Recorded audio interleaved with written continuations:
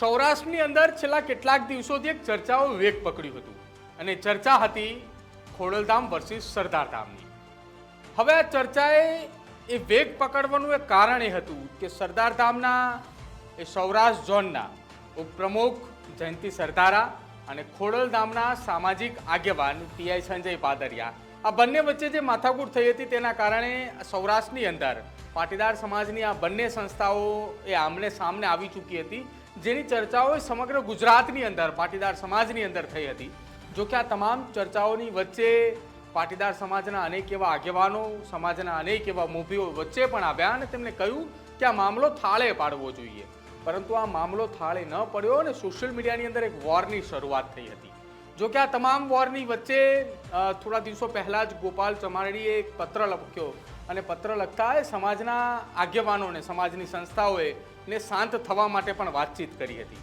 જો કે આ પત્રની અસર પણ ખૂબ મોટી પડી કે જેના થકી એ સમાજના આગેવાનોએ પણ એક મંચ ઉપર આવવાની રજૂઆત જે છે તે ક્યાંક કરી અને એક મંચ ઉપર થવાની તૈયારીઓ પણ દર્શાવી. હવે રાજકોટની અંદર જે ખોડલધામ વર્સિસ સરદારધામની ચર્ચાઓ હતી એ જ ચર્ચાઓ હવે વેગ અને એટલો બદલાયો કે હવે ચર્ચાઓ નવી રીતની શરૂ થઈ છે. નવી રીતે શરૂઆત એટલા માટે થઈ કે હવે સૌરાષ્ટ્રની અંદર ખોડલધામ વિથ સરદારધામની ચર્ચાઓ ચાલી છે. કેમ આ ચર્ચાઓ ચાલી, શું કામ એ ચર્ચાનું કારણ છે, કેમ ખોડલધામ વર્સિસ સરદારધામની જગ્યાએ ખોડલધામ વિથ સરદારધામ થયું, આજે સમજવું છે કે વિથ શબ્દ કેમ આવ્યો કે જ્યાં સૌથી પહેલાં વર્સિસ હતું.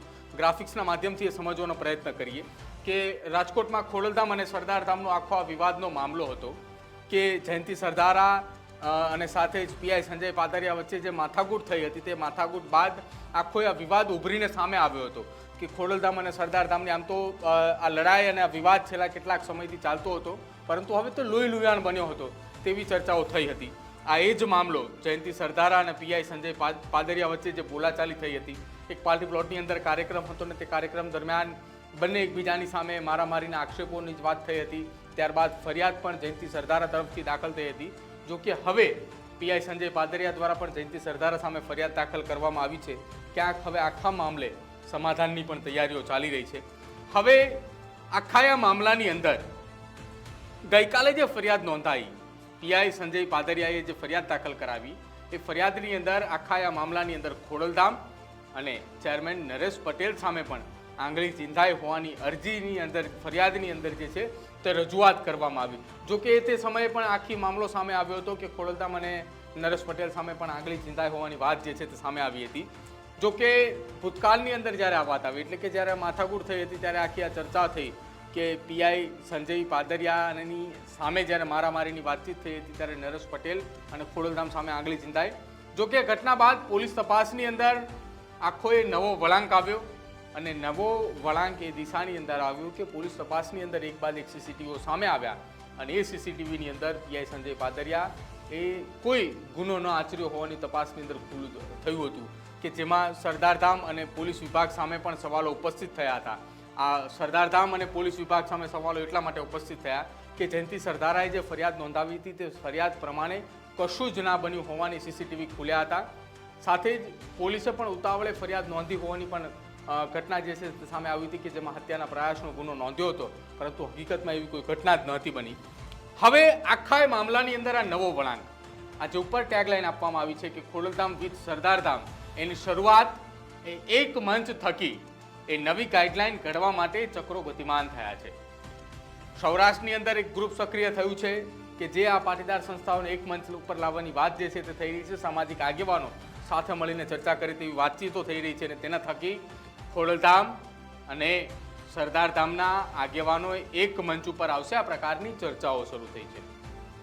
બંને સમાજના એટલા મોભીઓ છે, આગેવાનો છે, તે એક મંચ ઉપર આવવાની વાત કરી રહ્યા છે. આમ તો છેલ્લા કેટલાક સમયથી બંને સમાજની સંસ્થાઓનો ઉદ્દેશ્ય એક છે કે સમાજના યુવાનો શિક્ષિત બને અને શિક્ષિત થકી એ સરકારની એ અલગ અલગ યોજનાઓનો લાભ લઈને સરકારી ભરતીઓની અંદર પણ જાય. જો કે હવે આ બંને સંસ્થાઓના આગેવાનોની એક બેઠક મળવા જઈ રહી છે. આખી આ માહિતી રાજકોટના પાટીદાર સમાજના આગેવાનોના કહેવા અનુસાર છે કે રાજકોટની અંદર ખોડલધામ અને સરદારધામનો જે વિવાદ ચાલી રહ્યો છે તે વિવાદ થકી બંને સંસ્થાના આગેવાનો જે છે સૌરાષ્ટ્ર ઝોનના તે સાથે રહેશે, એક બેઠક કરશે અને આ બંને સંસ્થાઓના આગેવાનોની હાજરીમાં એક કોમન નિયમો ઘડવામાં આવશે, આ પ્રકારની ચર્ચાઓ થઈ રહી છે રાજકોટની અંદર. ન માત્ર આ બંને સંસ્થાઓ પરંતુ સમગ્ર ગુજરાતની પાટીદાર સંસ્થાઓ પણ આ બેઠકની અંદર જોડાય તેવા સંકેતો સ્પષ્ટપણે મળી રહ્યા છે. કેમ કે આ વિવાદ એ હદ સુધી વકરી ચૂક્યો હતો કે સમગ્ર ગુજરાતની અંદર આ વિવાદની ચર્ચાઓ થઈ હતી. હવે આ ગાઈડલાઇનમાં અત્યંત સ્પષ્ટ જોગવાઈ કરાશે અને એ જોગવાઈ આ બંને સંસ્થાઓને લાગુ પડશે. આ બંને સંસ્થાઓ પૂરતી ગાઈડલાઇન સ્પષ્ટપણે એટલા માટે વાત કરવામાં આવી રહી છે કે સૌથી વધારે વોર આ બંને સંસ્થાના આગેવાનોની અંદર ક્યાંક જોવા મળતી હોય છે. બાકી અન્ય કેટલીક સંસ્થાઓ પાટીદાર સમાજની છે કે જે કામો કરી રહી છે તે નિર્વિવાદિત કામો કરી રહી છે, તે વિવાદમાં પણ નથી આવતી. પરંતુ અહીંયા વિવાદ હંમેશા આગેવાનોના કારણે વકરતો હોય છે, તેટલા માટે વાત કરવામાં આવી છે. સૂચિત ગાઈડલાઇનમાં વિવાદ એ મુખ્ય મુદ્દો હશે. જે મેં આપને પહેલાં કહ્યું કે આ બંને સંસ્થાના આગેવાનો એ વિવાદની વાત એટલા માટે આવતી હોય છે કે કોઈના કોઈ કારણોસર એ સમાજના આગેવાનોને પોતાની જૂની અદાવતના કારણે ઝઘડો થતો હોય છે અને એ ઝઘડાને ત્યારબાદ સમાજની અંદર સંસ્થાની અંદર ખેંચવા માટેની વાત થતી હોય છે. હવે અહીંયા એ મુખ્ય મુદ્દો છે કે વિવાદ સર્જનાર કે સંસ્થાને વિવાદમાં લઈ જનારને સંસ્થામાંથી કાઢી મુકાશે. આખી આ જે ઘટના રાજકોટની બની, પીઆઈ સંજય પાદરિયાની સાથે જયંતિ સરદારની આખી જે ઘટના બની હતી, આખી ઘટનાની અંદર જે કોઈ પણ વિવાદ સર્જનારનું મૂળ હશે, તપાસની અંદર જે સામે આવશે તેને આખા આ સમાજમાંથી કાઢી મૂકવાની વાત જે છે તે કરવામાં આવે તેવી શક્યતાઓ છે. એક સંસ્થામાંથી કાઢી મૂક્યા બાદ બીજી સંસ્થામાં પણ એન્ટ્રી નહીં મળે, આ પ્રકારની ચર્ચા આ મીટિંગની અંદર થઈ શકે. મુખ્ય મુદ્દો આ ચર્ચા મીટિંગનો મુખ્ય મુદ્દો આ છે કે એક સંસ્થામાંથી કાઢી મૂક્યા બાદ, એટલે કે વિવાદનું જે વ્યક્તિ મૂળ હોય તે મૂળ વ્યક્તિને એક સંસ્થામાંથી કાઢી મૂક્યા બાદ બીજી સંસ્થામાં પણ એન્ટ્રી નહીં આપવાની ચર્ચા એ આખા મામલાનો મૂળ હેતુ આ વાક્યની અંદર સમાયેલો છે ને આ મુજબ ચર્ચા થશે. આપણે જેમ જણાવ્યું એમ પહેલા કે રાજકોટની અંદર જે બેઠક મળવા જવાની શક્યતાઓના એંધાણ છે એ એંધાણની વચ્ચે અમદાવાદ, રાજકોટ, સુરત સહિત રાજ્યભરના પાટીદાર સમાજના આગેવાનોએ હાજર રહેશે. એ ઉત્તર ગુજરાતની પાટીદાર સમાજની કેટલીક સંસ્થાઓ છે, તેમના જે આગેવાનો છે, તેમના પ્રમુખો છે, તેમની સાથે સાથે દક્ષિણ ગુજરાતની વાત હોય, મધ્ય ગુજરાતની વાત હોય, અમદાવાદની અંદર જે પાટીદાર સંસ્થાઓ કામ કરી રહી છે, જેમના આગેવાનો કામ કરી રહ્યા છે, આ તમામ લોકો એક મંચ ઉપર એકત્રિત થશે. એવી પણ શક્યતાઓ છે કે અનામત આંદોલનના જે આગેવાનો હતા તે પણ એક મંચ ઉપર એકત્રિત થશે અને તમામની હાજરીમાં નીતિ નિયમો ઘડાશે.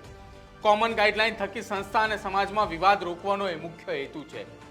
આ તમામ લોકોની હાજરીની અંદર વર્ષ 2015ની અંદર પાટીદાર સમાજનું જે અનામત આંદોલન થયું હતું કે આજે આંદોલન થકી સમાજના યુવાનોએ સમાજને એક કર્યો હતો, લેવા કડવાનો ભેદ જે છે તે દૂર કર્યો હતો અને આ તમામની વચ્ચે હવે સરદારધામ વર્સિસ ખોડલધામ થયું. તો આ વિવાદ રોકવા માટે આ આખું એક મંચ તૈયાર થશે. રાજકોટની ઘટનાનું પુનરાવર્તન ના થાય તે માટે ખાસ કરીને પગલાં લેવાશે. સૌથી મુખ્ય હેતુ, મેઇન મુદ્દો એ કે જે રાજકોટની ઘટના બની હતી, કે જે રાજકોટની ઘટના થકી આખો આ મામલો સામે આવ્યો હતો, આખો આ મામલો ઉજાગર થયો હતો કે રાજકોટની અંદર ખોડલધામ પછી સરદારધામ ચાલી રહ્યું છે અને કે તે આખો આ વિવાદ હવે લોહી લુહાણ બન્યો હતો, તેને લઈને આખી આ વાત કરવામાં આવી હતી. હવે આ આખી ઘટનાની અંદર મૂળ હેતુ શું, બેઠકનું મૂળ કારણ શું, એવો કયા મુદ્દાઓ બેઠકની અંદર જે ચર્ચાનો વિષય હતો તે આપણે જણાવ્યા. પરંતુ આ બેઠકની અંદર ઉપસ્થિતિ કોની કોની રહેશે?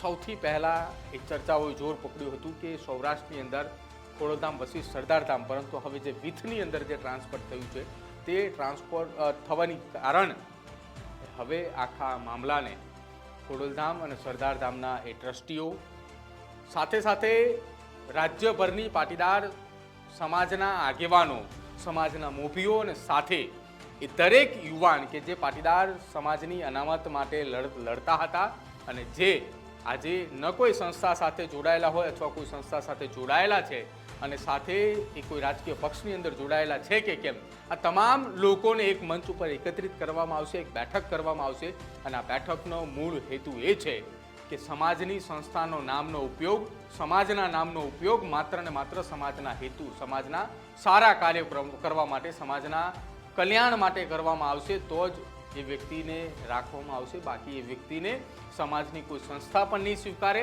સમાજ પણ નહીં સ્વીકારે. આ સુધીનો મામલો જે છે તે મૂકવામાં આવશે.